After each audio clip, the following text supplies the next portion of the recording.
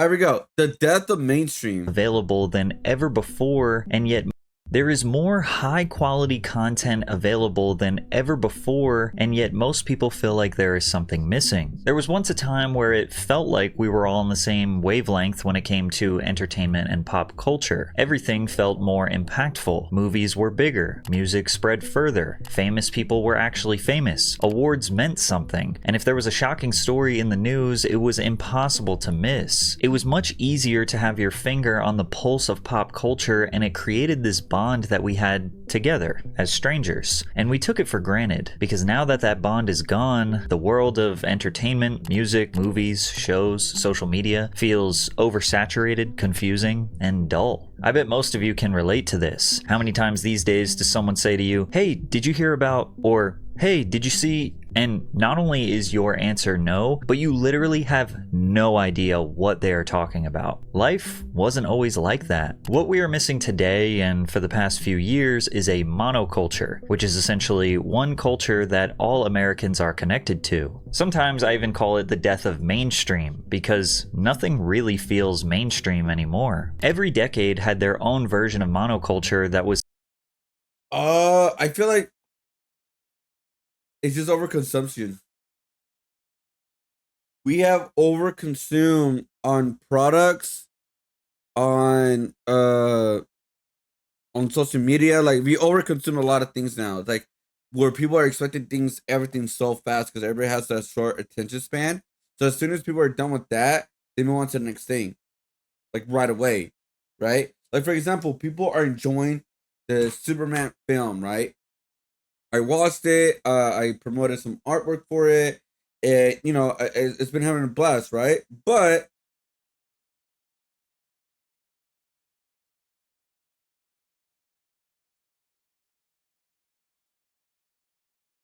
as soon as next week's happens, people have moved on from Superman, right? Like, especially like the little trends, the whatever something's trending, people move on with it within like a week to a month, and that's it. It's gone. Or even movies faster, music faster. Like, there are some things that stick, right?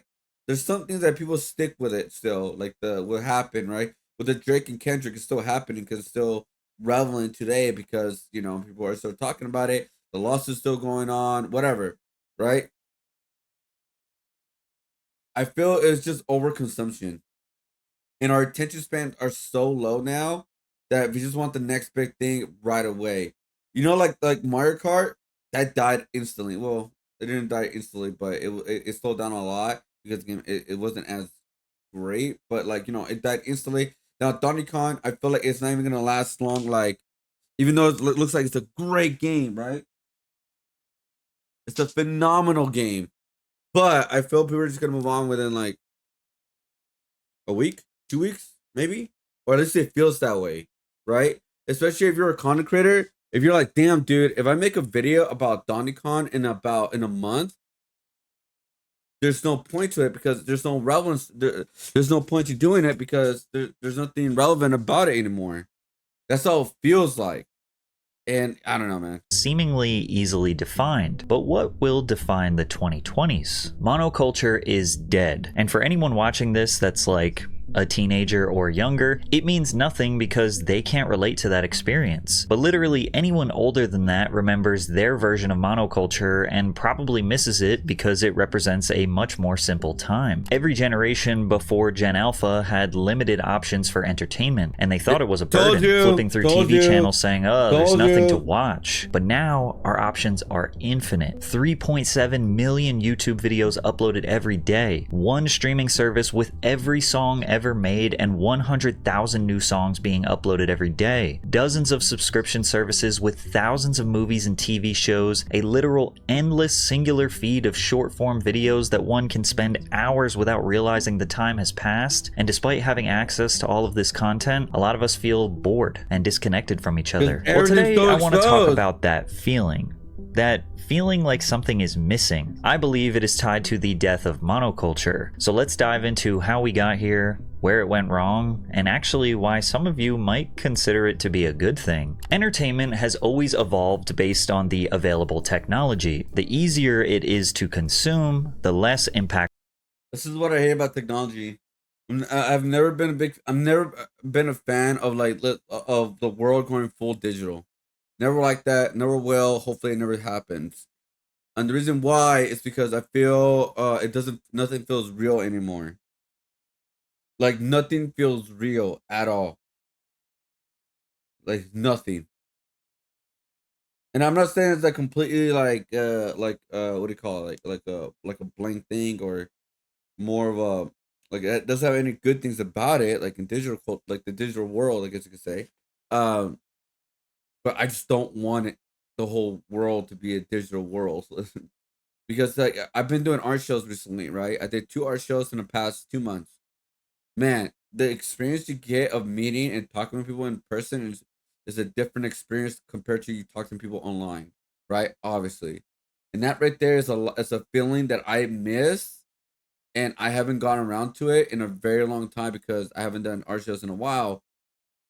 And I'm telling you guys, like it's a way better experience to hang out, to see your peers of things that you like, that people enjoy the same things that you like, and having a conversation, talk, and hang out, all that kind of stuff, right?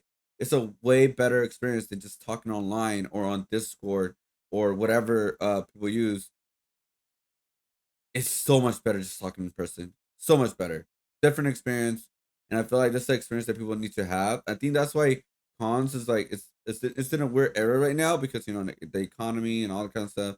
But I feel like cons are important because it's a place where people can hang out with the same interests and explore that and have like gain like better communication skills. Um Yeah, I don't know. That's what I personally feel. Because yeah, I don't like the digital culture. I'm like really against it. It is. Movie theater ticket sales had To their this extent, all-time peak in the US in 1946. Over not 90 anymore. million weekly admissions were recorded, which means that about 60% of the US population went to go see a movie that year. Now, were movies objectively better in 1946? Absolutely not. There were just less of them, and less entertainment overall. The introduction of the television likely slowed down movie ticket sales, but opened up a whole new opportunity for entertainment: cartoons, sitcoms, and of course, ads. You've probably never heard of Spokio, Truthfinder, or been verified, but they've definitely heard of you. These are data brokers. Their entire business model is taken down, covered with start getting your information as its limitations. You had to watch the show at the exact time it aired, or you missed it and had to wait for someone to tell you what happened the next day. Or even worse, you had to read this book called the TV Guide to figure out when they were going to air a rerun. Plus, there were only a few channels, so competition for attention was fierce. But that also meant that millions of people were watching the same thing at the same time. With most households operating on 9-to-5 work schedules, the only time carved out to entertain yourself was between 7 and 10. This was known as prime time, and that's when the few good shows were on. Families watched the same things together, and a new episode airing at 8 p.m. on a weeknight could dominate school hallways and office break rooms the next day. Worst case scenario, you could stay up for late night television where Letterman would catch you up on all your pop culture news. We were connected as humans, kind of operating on the same wavelength, and the entertainment added to our humanity. That is, unless you were entirely disinterested from the few available shows and movies, then you had no other options, your life sucked, and you were looking for other forms of entertainment like heroin. But at least back then, it didn't have fentanyl in it. But the way people consumed movies and televisions stayed relatively the same for decades. By the 1970s, 95% of households had a TV in it. And then in the 80s and 90s, there was a massive... And the thing is, like, we were watching a lot of the same shows. Not every single show, right? But we were watching a lot of the same shows. We have a lot of ways to have a conversation and have, like, more of, like, what do you call it? I can't think of the word right now. I'm like my brain is just farting.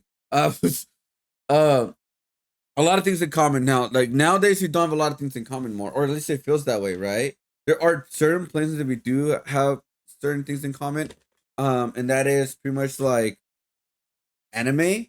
I feel, but that's because I'm more into that world, right? Because like I've been doing the art shows and all that.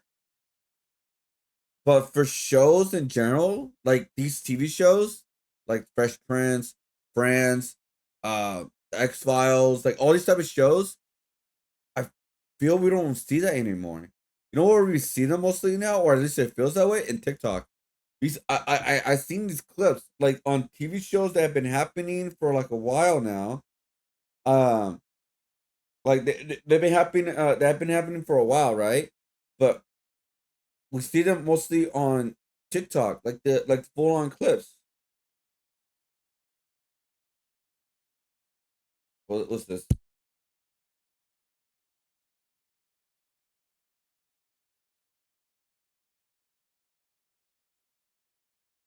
I don't know. It's weird, but yeah, like I feel like yeah, you get your whole thing of the like, what's going on TV shows from here, from your phone.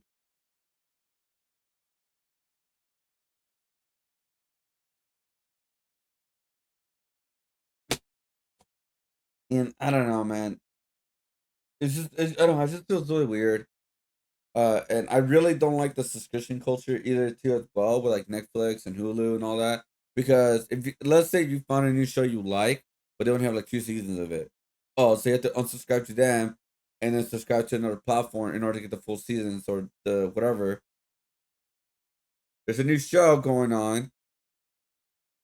I don't remember the last time we had a show where everybody was watching.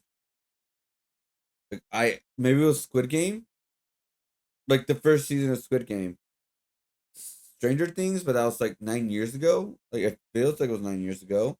I think it was 9 years ago. Holy shit. Um, I'm trying to think like shows that people were like, "Holy shit, let's all get together and watch this." Obviously it doesn't be like everybody, but like maybe Dragon Ball. Like when it was Dragon Ball, the Tournament of Power. Remember people, everybody's watching that. Everyone's excited for it. Everyone's excited for every episode because you know I don't remember the last time people were like, "Bro, what did you guys saw the last episode, the Game of Thrones?" I feel Game of Thrones was one of the last few shows where everybody was talking about it. Not everybody, but I feel Game of Thrones was a recent time where everybody was talking about the show, what's going on, like holy shit, did this and that. Yeah, I think it was Game of Thrones. What do you guys think? Uptick in available entertainment, like an entire TV channel dedicated to showing music videos or an entire channel dedicated to showing cartoons. But even with more niche, yeah, because it was just Cartoon Network, Nickelodeon, right? And then it was for people that don't have cable, you have Fox Kids and WB Kids, right? So you had 4 channels, primetime like cable shows like Nickelodeon and Cartoon Network, and then like shows that people could not afford it, so I had a chance to watch those shows, right? Back in the day, which was WB Kids and Fox Kids. That's where we were able to get to. That's where I watched my shows. That's where I grew up with Digimon, X Men, Superman animated adventure, or Batman the animated adventures, and Animaniacs. I can't speak, but you know that's why I watched those shows because they were affordable. We couldn't afford cable growing up, right? I couldn't afford watching Cartoon Network. I couldn't afford watching Adult Swim like until later on in the years when it got more cheaper, more accessible, right? But yeah, it was a lot less. We didn't have to subscribe to anything. We paid for one payment, and there was only four places. Obviously, there's a little bit more than that, but like at least there are 4 places you could go to get your main shows: Cartoon Network, right?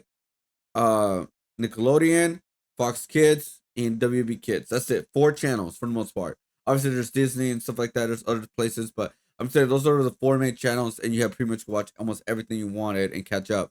After that, like, but now you have to subscribe to Netflix, Hulu, Disney Plus, and Peacock, and like other places. Like, there's just so much, man. It's so much this place you have to subscribe to at this point. It's like so it doesn't feel like it's worth it anymore, or you don't. I don't really care anymore. Options, primetime shows still dominated pop culture, and Americans still felt a sense of togetherness through a somewhat limited availability. Is music not hitting the same anymore? Doesn't it feel like you used to have a connection with others based on a shared love for the same music? Well, music had a similar permeating connection to monoculture with a few key differences. For most of the 20th century, music was somewhat of a luxury. Today, for $15 a month, you can get access to every song ever made and 100,000 new ones uploaded daily. $15 used to get you one album, and you had to take your happy ass to a record store and physically buy it. And if the album was in high enough demand, they might not actually have it. And that seems like a dumb thing to say, but in our modern culture, entertainment is never not available to you. These stores often had a strong sense of community and served as a gathering place for music fans. It wasn't unusual for artists to stop in and play. And honestly, nowadays, if you had this, let's say if the CDs were a thing today, which they are still, but not as much as we were before. But yeah, if CDs were a thing today, guys, we will have scalpers for goddamn music. We would have scalpers for music. We had scalpers like for longest, like for a lot of things. I think even in music back in the day, but it wasn't as like bad as it is today. You know, we would have scalpers. We would definitely have scalpers, guys. Mini concerts or sign albums before an appearance in a particular city. When people bought an album, they were now invested. They worked hard for that money. So to get the value back, they actually listened to the whole thing. They even tried to like the songs that they didn't initially like because they paid for it, which ultimately... Yeah, so that is actually true because you actually, like today, we could just hear it on YouTube, Spotify, whatever. Like, oh, I don't like it. Moving on. I have so many options. Why do I have to like hear this music from beginning to end? That's actually very true. Because when you buy something, when you pay for something, you feel like I have to get all the content out of this album. That's why people actually listen to full on albums nowadays. There are not people that listen to full albums anymore. I think you could say maybe the reactors who listen to albums, but for the most part, not really. Made them appreciate the artistry on a different depth. This uninterrupted focus on the music built a deeper connection from the fans to the artist. Fans had to imagine what their favorite musicians were like based on lyrics, a few interviews, and carefully staged photographs in magazines or posters on that wall. There was a mystique. Pop stars felt larger than life, almost like fictional characters, which is why people would pass out at the mere sight of Michael Jackson. Today we have countless interviews and endless access to all of their thoughts and opinions on social. I think, and that's a mistake. That is a completely mistake, honestly. I think people should keep the mystery of artists. There are a few artists that keep it mystery and are doing okay with that. Like, for example, Kendrick Lamar is a mystery. Drake is a mystery to a certain extent because Drake is really into the social media game. But he never really does interviews. He doesn't do any of that. Like, that's the one thing he does uphold. He doesn't really do interviews. Eminem, same thing. J. Cole, same thing. Like, they don't do a lot of interviews to keep their mystery. And I feel like that's a good thing to people, keep a mystery of who you are exactly and not to know every single thought of you because people don't give a shit for the most part. But some cases, yes, but like for the most part, they don't. A lot of people don't care. People care about your music and what your thought process of creating your music and your art, right? People don't care about your social takes, your politics takes and all that. Like people don't care about that unless you're a politic like artist do make music like that, right? Then okay, then that's something that people will care about. But for the most part, if you're entertainer and music and all that, people don't really care. People don't want to hear those opinions out of you. Because you're only gonna anger your audience. You're only gonna anger the people that potentially were gonna hear you and give you a chance and all that. Because that's just like opening kind of worms of like people are just disagreeing with you.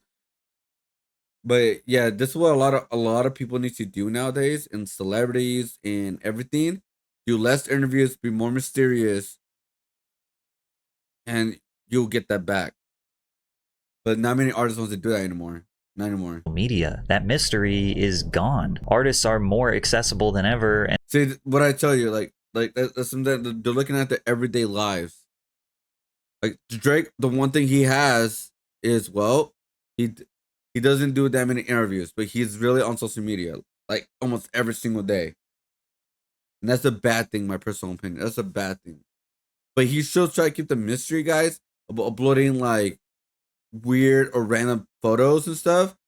but it's still like being active and And all that. because of that, they feel less special. And since music was basically a luxury, most people didn't have tons of disposable income to buy every release they wanted to listen to. So they typically resorted to listening to the radio or watching MTV. You couldn't Or just buy search your from favorite friends. Guns N' Roses song Or- and get that instant or buy from gratification. friends. You had to turn on MTV and just wait for it to come on. But in the meantime, you were consuming tons of other good songs that made you a more well-rounded music listener. And that was the same predicament for everyone. So at school dances, parties, or clubs, everyone felt connected because the songs that were being played were the ones that everyone had the same access to. A lot of club DJs today still mostly play music from the 2010s, and a lot of people wonder why they aren't playing more modern music. Like, are we all crippled by nostalgia? Well, not necessarily, but when you play music from the 2010s, you can kind of guarantee that everyone in the club is going to know those songs. Whereas today, everyone just listens to vastly different music. What's considered extremely popular and mainstream to you might literally not be considered extremely popular and mainstream to the person next to you. True. Today, we have unlimited access to every song ever made. When a new song or album drops, it is just right there in your phone. You don't have to talk to anyone, don't have to buy it, don't have to wait. Most of the time, the artist is actually begging you to listen to it, or you accidentally found out about it. You didn't even want to discover it. Most people have resorted to just letting the algorithm decide what music to recommend to them because it's easy. Or like for example, the Superman film just came out,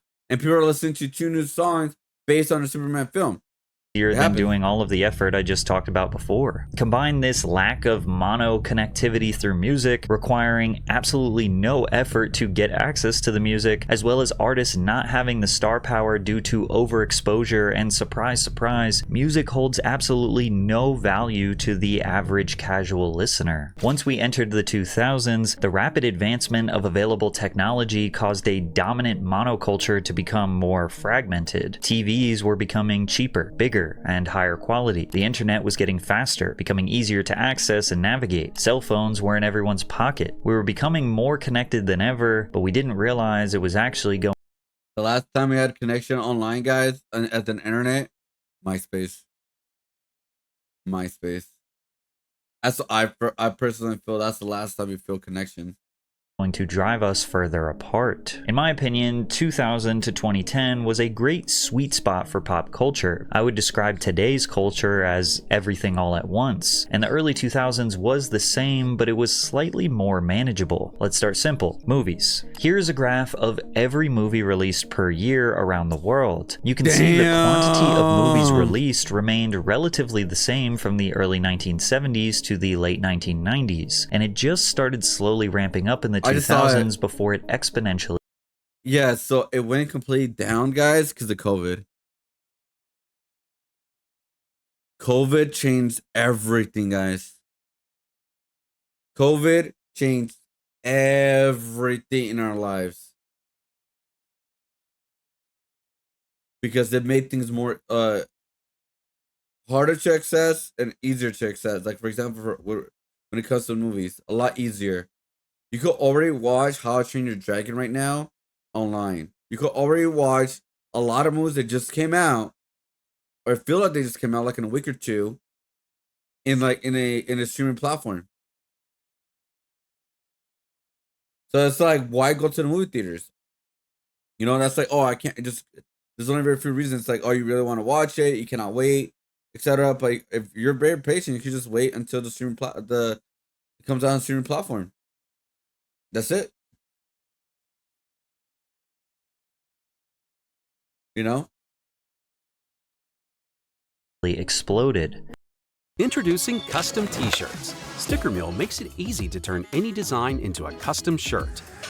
Back then, there was a rhythm to it all. You'd get 2 or 3 massive blockbusters every summer, movies like Spider-Man, Pirates of the Caribbean, or The Dark Knight, which dominated culture for weeks. As fall and winter rolled in, you'd see smaller budget, more experimental, or just simple films rise to the surface. Movies like Eternal Sunshine of the Spotless Mind, Little Miss Sunshine, Juno, and Requiem for a Dream. Oh, yeah. Everyone kind of knew what was coming and when it was coming, and that predictability created a shared sense of anticipation innovation. Even smaller budget films had a shot at becoming massive, and the reason they had a shot was because people actually went to the theaters. Our last peak in movie theater ticket sales was in 2002 when 1.5 billion tickets were sold. But even if you didn't go to the theater, we had these really cool things called DVDs, where you could buy the movie that you missed and watch it at home. And if you didn't want to commit to buying it, no worries. You could rent the film for a few bucks by going to this magical place called Blockbuster. This is a store where you could essentially browse all of the movies that you didn't get the chance to see. You would actually talk to the employee who worked there, and they would give you a recommendation or tell you what everyone else is renting. Sometimes a movie was in such high demand that all of their copies would be rented and you couldn't get it. Imagine that. Imagine any form of entertainment being unavailable for you today. Scarcity created demand, and it made the film more exciting. It made you want to watch it more. Most of those crappy yet special early 2000s comedies were the perfect films to pick up at a Blockbuster, and people loved that place. The company earned $5 billion in revenue in 2004. The point is that you and everyone around you had this physical connection with the entertainment and was actively using their brain to choose what they wanted to consume. TV still had Look, American Pie still got it.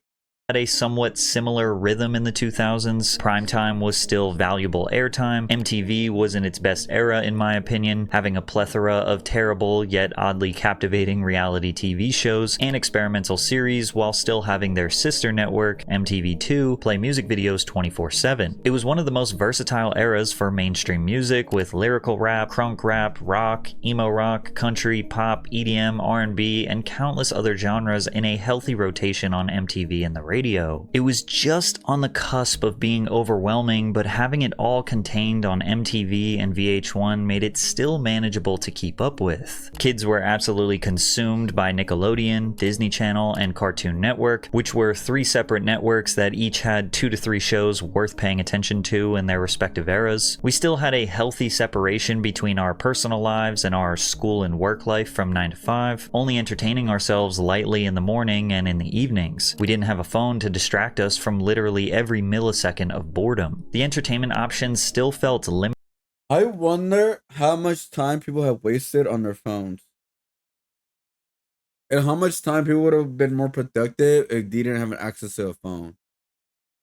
I wonder. Enough that you could feel like everyone around you was on the same wavelength. Plus, we were still at the mercy of knowing the schedule of when new shows were going to air. But that started to die when cable companies provided DVR capabilities. You could now record your favorite shows and movies and watch them later whenever you wanted. This was the beginning of the streaming service era takeover that so many people today loathe. Today, you may feel like you are not as connected to the culture because 1, less people are going to the theaters, and 2, the DVD and TV business has been demolished by streaming services like Netflix, Hulu, HBO Max, etc. Being able to stream anything, anywhere, anytime, all while being alone in your room means there's no anticipation, no excitement, nobody to share the experience with, and therefore, no real reason to watch, which is why you simply scroll and scroll through endless choices, waiting for something to magically grab your attention, waiting for something to give you a reason to watch, but it just never happens. On a lighter note, every now and again, we do have a monoculture moment. I think back to the Barbie movie where girls were excited to dress in all pink and drag their boyfriends to the theaters, only for the guys to immediately after drag their girls to see Oppenheimer, where I'm assuming many of them fell asleep. I think back to Squid Game, where it felt like everyone and their mother was blindsided by this dystopian critique of capitalism disguised as a fucked up game show. As far as films go, it feels like it's only every couple of years where there is a moment that we are all in sync, when it used to be literally all year, every year. I can't even remember the last time music had a monoculture moment. I mean, sure, radio is still kind of relevant. TikTok made popular songs.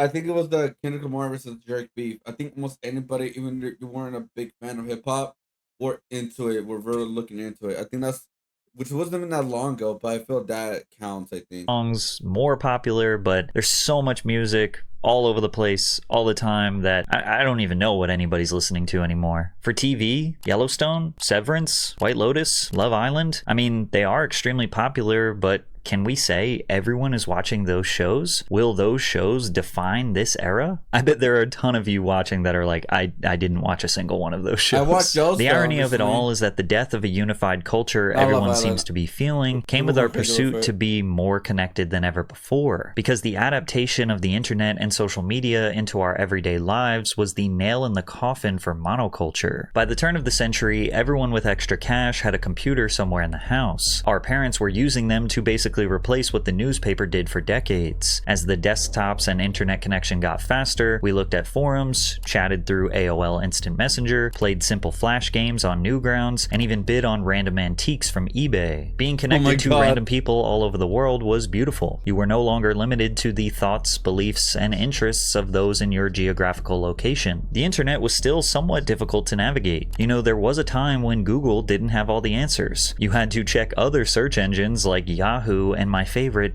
Ask Jeeves, to find what you were looking for. Videos would take forever to load, the quality was often terrible, and sometimes just straight up didn't work. Using the internet kind of felt like exploring uncharted land. That friction, scarcity, and lack of instant gratification was what made it special. It was worth working for. Today, we just expect things to work. We demand convenience, and we are willing to give up our human autonomy for it. Initially, the entertainment industry as a whole saw the internet as a threat because of piracy. Suddenly, millions of people could download movies, music, and TV shows for free through networks like Napster, LimeWire, and torrent sites, completely bypassing traditional revenue models. Studios, labels, and networks feared the collapse of their business structures, as physical sales and TV deals were at the risk of being replaced. The internet stripped them of control, and for the first time, the consumer had the power to access content without paying a cent. From the consumer's perspective, the logic was simple. Why pay for something when you can get it for free instantly? Piracy wasn't just about being cheap, it was about convenience. Buying a CD or DVD meant going to a store, spending 10 to 20.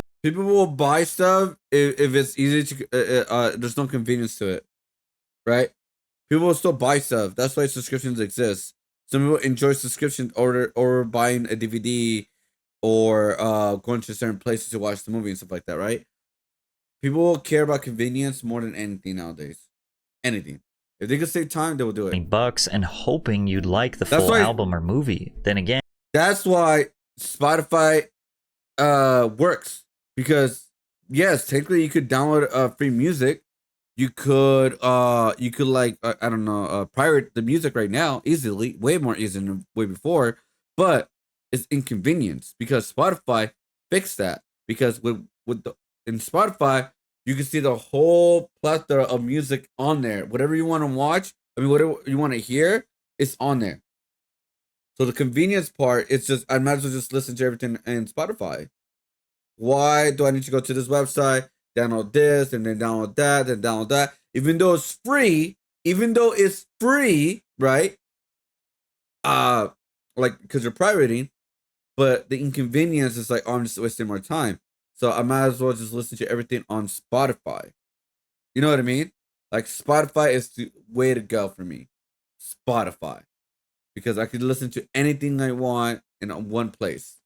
So they're willing to pay for it. And people didn't realize the nuanced value of the additional human experiences they got while consuming entertainment. All that driving to the store, talking to people, limited inventory, sitting on a sticky theater seat, that was all just considered to be an inconvenient cost to getting what you wanted. But you couldn't argue against the value that the internet brought to individuals. It gave everyone a voice, a platform, and endless options tailored exactly to their preferences. And that ramped up significantly in 2003 when MySpace became the first widely accepted platform for social media. By 2005, the platform had around 300 million users and had an estimated valuation of over $10 billion. The platform allowed people to share their personal passions and stories as individuals. If nobody in Oh my god, MySpace was just a great era, man. It was a legit good era when people fought over like why I'm not in your top 10 or whatever. Man, oh my god, dude.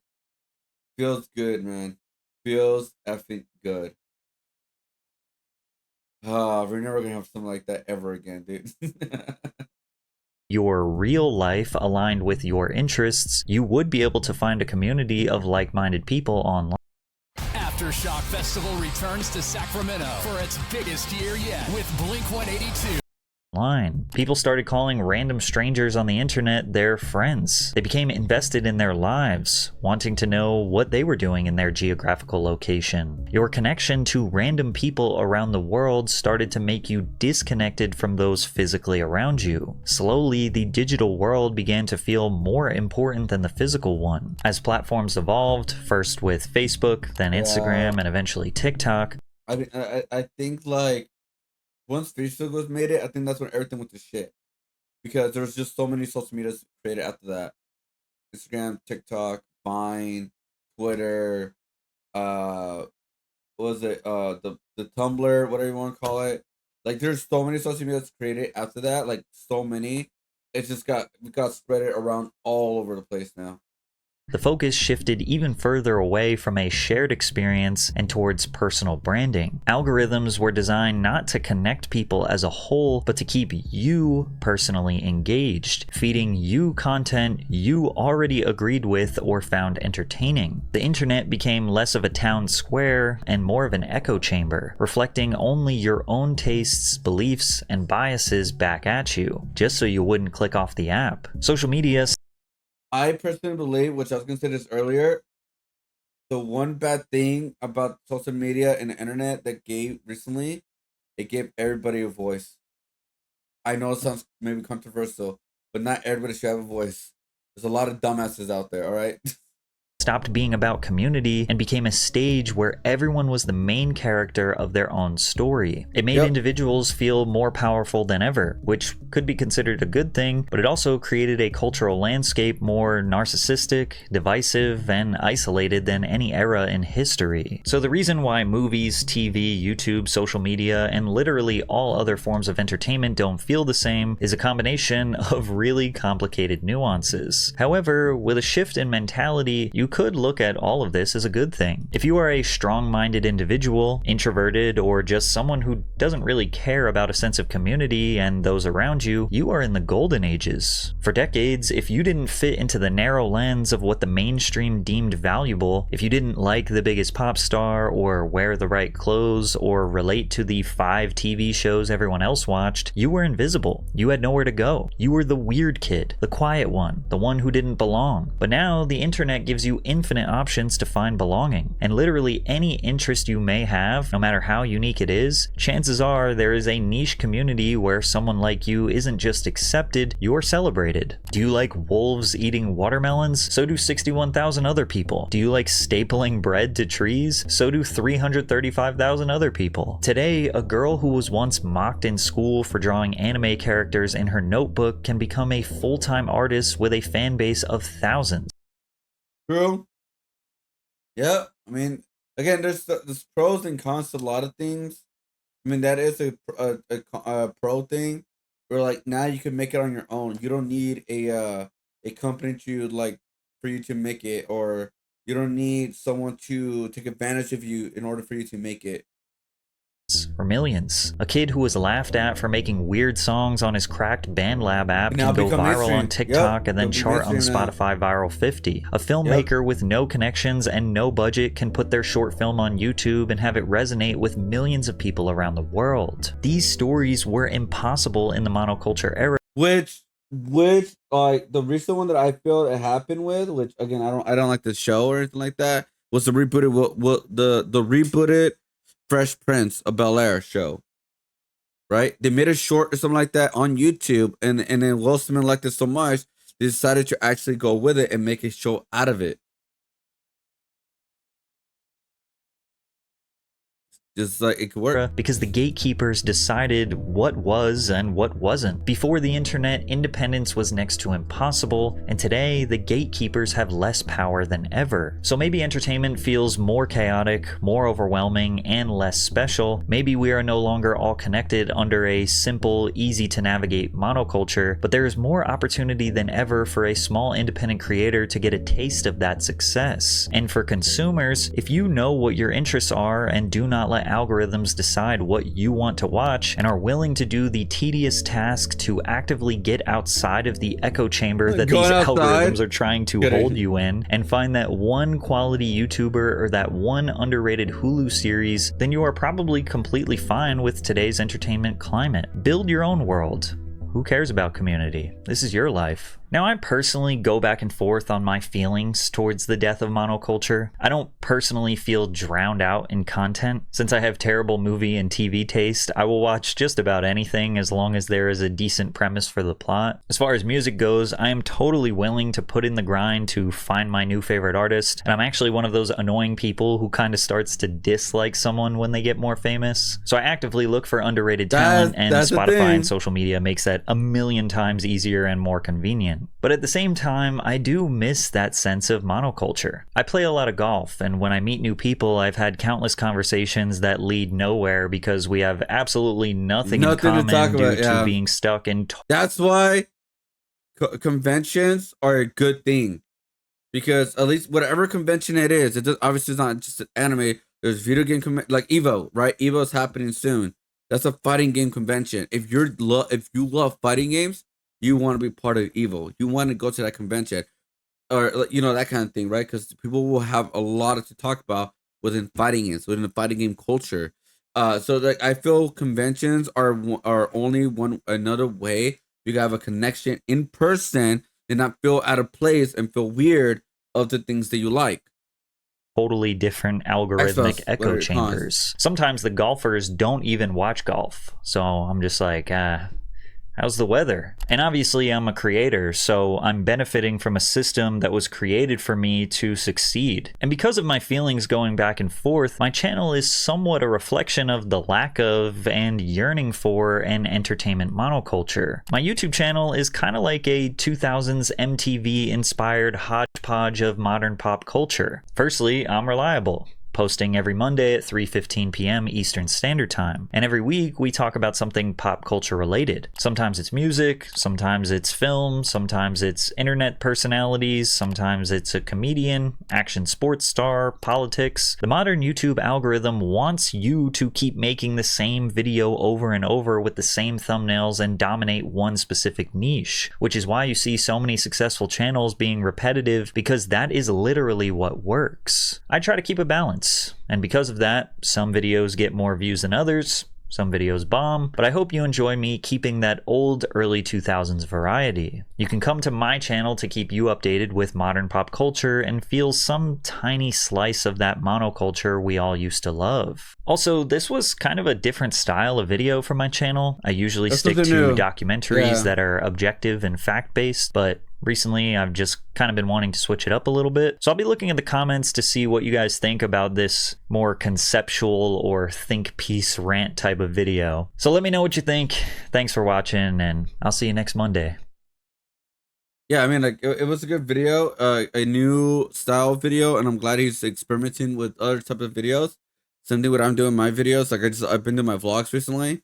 Good video. I like it a lot. I feel the mainstream culture is pretty much dead. It's just too much things going on, and there are a few ways to kind of still have that connection with people of things that you like and you can keep up with and that kind of thing. And that's conventions, that's expos, whatever you want to call them. Obviously there's more like even smaller communities too as well. There's even like obviously online too, but if you want the in-person stuff, I really recommend conventions or expos if you could afford it, because they're very expensive to be. I feel like convention expos are obviously for people that save enough money for a vacation, pretty much. But yeah, so I like this a lot. I like this video a lot compared to other ones.